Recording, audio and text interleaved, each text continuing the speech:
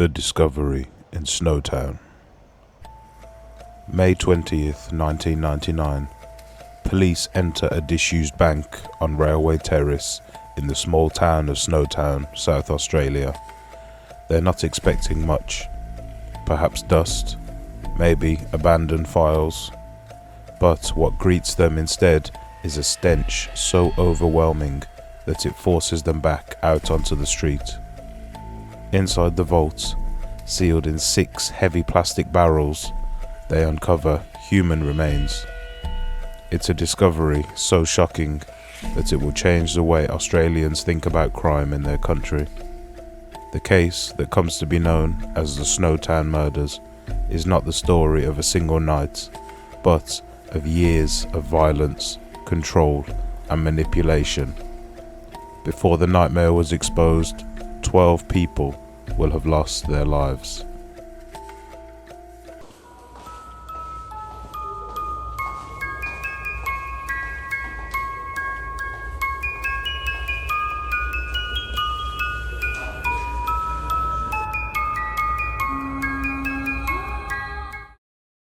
Northern Adelaide in the 1990s. To understand Snowtown, we need to look at the suburbs on the northern edge of Adelaide in the 1990s. This wasn't the picturesque image of South Australia. These were working class areas, marked by high unemployment and tight-knit communities where neighbours often knew everything about each other. It was in this environment that John Bunting found influence. John Bunting and his circle. Bunting was born in 1966. Small in stature, he nevertheless had a charisma that drew in certain people. Neighbours remembered his cruelty to animals and his tendency to dehumanize anyone that he disliked. By the 1990s, he had constructed a worldview in which he labelled people he considered perverted or deviant. In his house, he pinned names on a wall, a macabre spider web of people he claimed were enemies. That wall would later become one of the most haunting exhibits shown to a courtroom. Around Bunting gathered a group of men who would help carry out his campaign. There was Robert Wagner, who became his right-hand man. Where Bunting planned, Wagner carried out. There was also Mark Hayden, an older man who provided cars and logistics. And finally, there was James Vlasikis, the youngest of the group, who was manipulated into joining them. It was Vlasikis who later turned Crown Witness, and without him, the full scale of the killings might never have been revealed. Twisted motives. The motives of the group were twofold. On the surface, Bunting justified his actions as a twisted mission to rid the community of child abusers and people he saw as undesirable. But investigators later uncovered that money was also a major motive. After their victims disappeared, their welfare payments and bank accounts were drained. Forged signatures appeared on forms. Cash was withdrawn from ATMs. In total, the group stole nearly $100,000 from those that they killed. What began as an ideology soon became a blend of control, cruelty, and profit. The victims. The victims of Snowtown deserve to be named, and more importantly, remembered. Clinton Trezise, in his early 20s, killed and buried near Lower Lights. Ray Davies, his remains later found buried in the backyard. Suzanne Allen, who disappeared and was linked to the group, though charges over her death were dropped. Michael Gardner, just 19, killed and later found in the barrels. Barry Lane, once close to the group, but fell out of favour, murdered and placed in the barrels. Thomas Trevelyan, 18, whose staged suicide was later revealed as a murder. Gavin Porter, another victim whose body was stored in Snowtown. Troy Yude, killed in his home. Frederick Brooks, 18, murdered and placed in a barrel. Gary O'Dwyer, 29, whose remains were found in the vaults. Elizabeth Hayden, wife of Mark Hayden, lured and murdered. David Johnson, 24, the only victim killed in the Snowtown bank itself. The bank vault.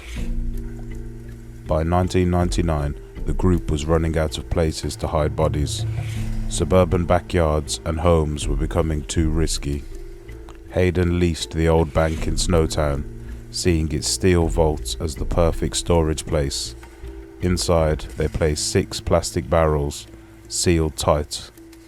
For months, those barrels remained hidden behind a locked steel door. Police intervention. Secrets like this don't stay buried forever. Police, already investigating several missing persons linked to Bunting and his associates, were led to Snowtown. On the 20th of May 1999, they entered the bank and opened the vault. The discovery of those 6 barrels shocked even veteran detectives. Within days, police were digging up more remains at homes and backyard in Salisbury North. Ray Davis' body was recovered from a shallow grave in a yard. Arrests followed quickly. Bunting, Wagner, and Hayden were all taken into custody. Soon after, Velasquez was also arrested. The evidence. The case built by prosecutors rested on 3 pillars: forensic evidence, financial records, and testimony. The forensic evidence included the remains, clothing, and items tied to the victims and crime scenes. The financial evidence showed unmistakable patterns of stolen welfare payments and forged signatures. And then there was the testimony of James Velasquez. He described how Bunting kept his spider wall, how targets were chosen, and how the group rationalized their actions.